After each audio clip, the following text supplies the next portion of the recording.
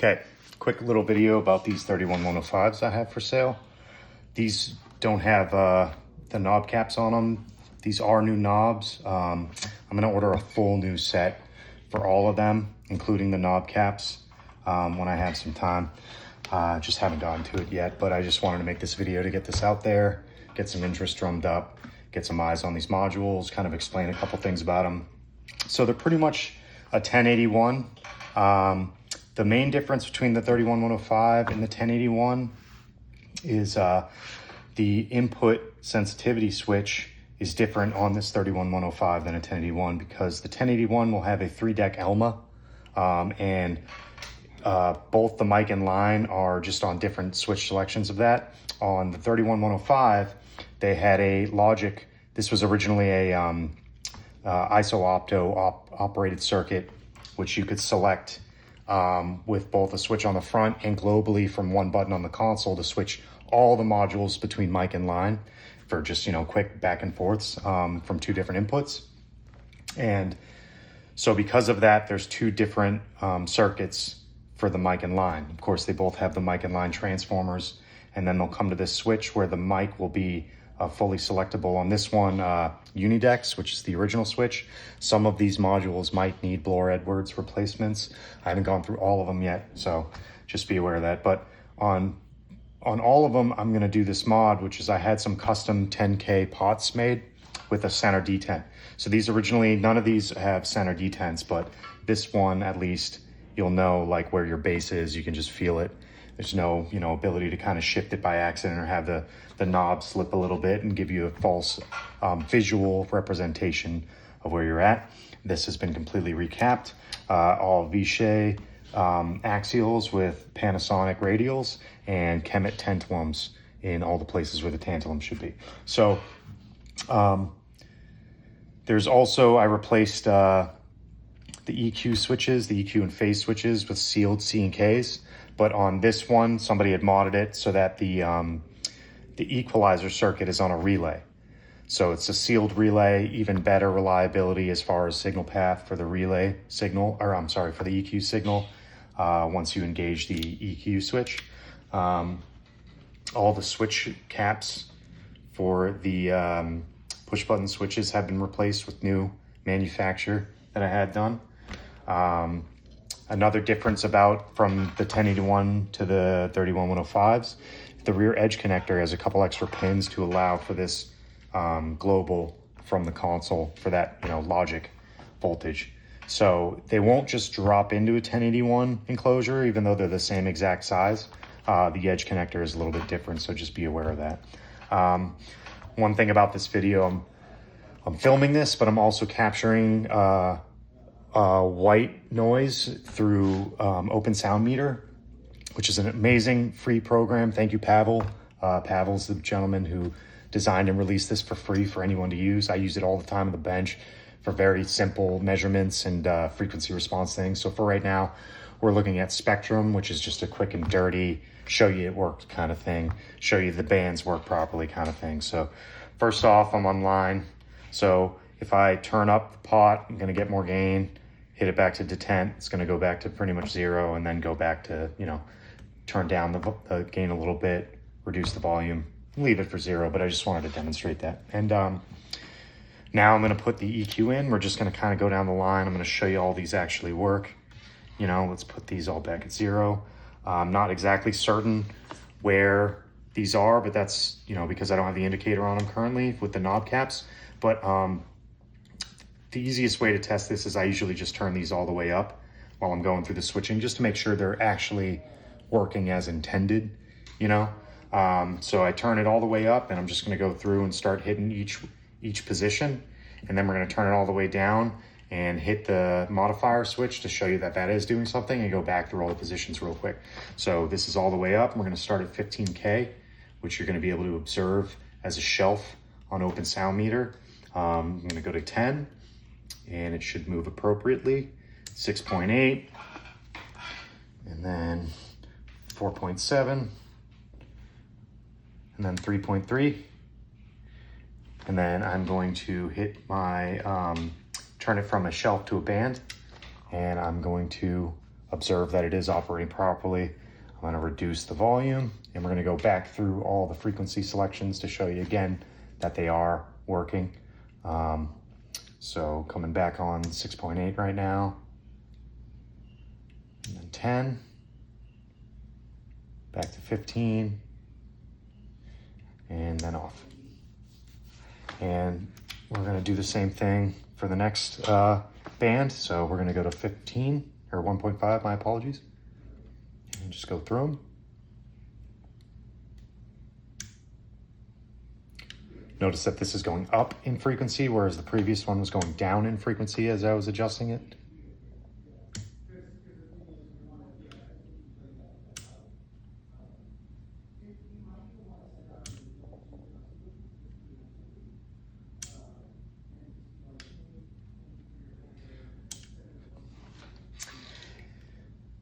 And this is just good to do with white noise because, of course, it's all frequencies simultaneously, so you can see it affecting everything at the same time. And I'm gonna go back through, turn this down, hit high Q once it stabilizes, so you can see the change.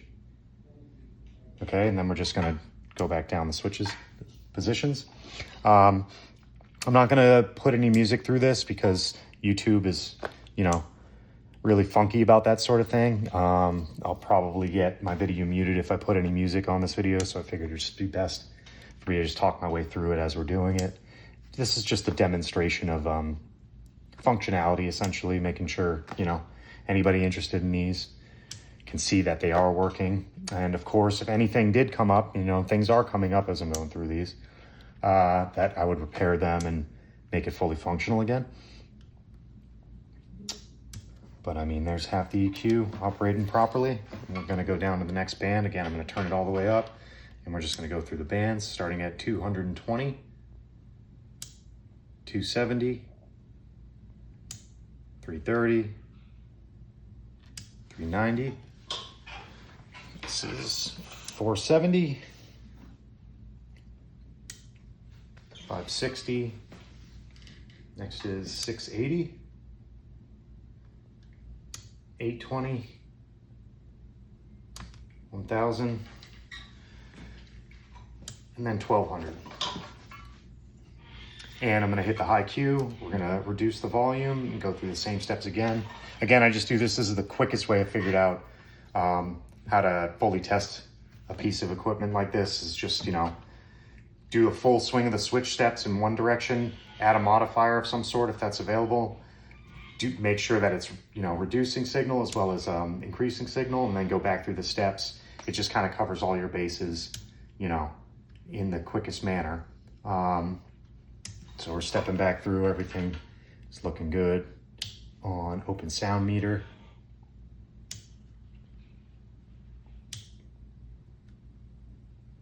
And I'm giving them a second because open sound meter takes a second to stabilize its reading on the spectrum setting.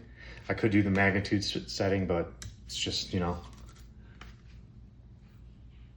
just honestly, this is just what was open when I started making this video. So this is what I'm doing. So everything's worked properly up till now. Let's go to the next one. Let's turn it all the way up and start down the steps, starting at 33 and 56. And you'll see a little shift in the shelf as we kind of go up in frequency for this shelf, adding more to it. And finally, we're at 330. I'm going to switch it from a shelf to a band, to a bell, sorry, and then reduce volume, go all the way back through.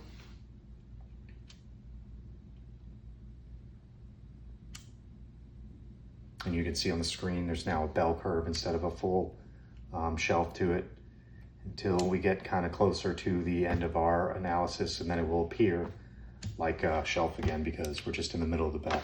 So finally, we're on to the filters. And first you'll see the high end start to roll off as I go through 18, and now I'm at 12. And now I'm at 8.2, 5.6, 3.9. And that's our final step for our filter. And we're gonna return that to 0 and start doing the low filters, you know, the high pass. So first starting off at 27, and then at 47, and then at 82, and then at 150, and then 270, and everything's been great. So let's zero that again, take the EQ off, you know, hit the phase switch, make sure nothing crazy happens, no dropouts of signal, phase is working good. And we can attempt our mic now. So I gotta switch something real quick and go to the mic and reduce my generator by quite a bit. Let's go like minus 40. Okay, and so now as I go through the steps, the signal will just come up a little bit each time.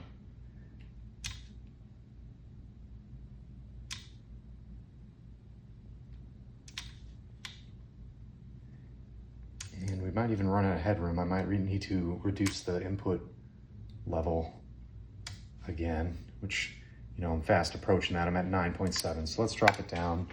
Let's drop it down to like minus 70. Minus 70. And that'll give us a little bit more room to play again.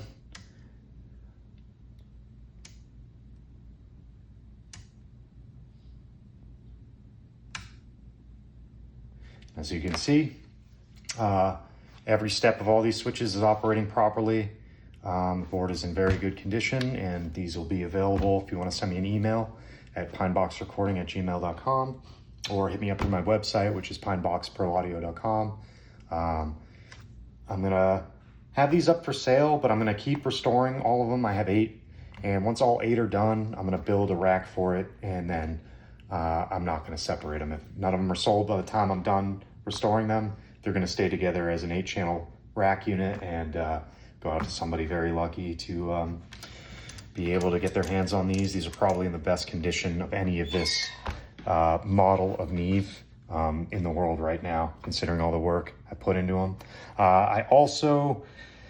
There's a possibility, we can talk about this if you're interested in buying these, that I might replace, you know, all of these 10K pots with the center detent. I have quite a few of these available now. I had to do a large run to get these done, and that would be a very nice upgrade to these. And honestly, what I was intending to do originally when I started restoring these. But then I decided that there might be some people that, you know, just want them as original as possible, and that's cool. You know, I'm gonna try to keep them as original as possible and try to, you know, restore any of these switches that aren't doing so good and get them back up to perfect operating level and condition. Some of them might be a little bit, you know, too far gone. I'll have to replace those with Bloor Edwards. And some of them, when I got them, were missing switches. So obviously those will be replaced by Bloor Edwards as well.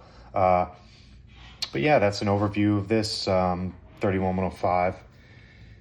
If you guys have any questions, again, reach out and feel free to leave a question in the comment, and I'll answer as best as I can.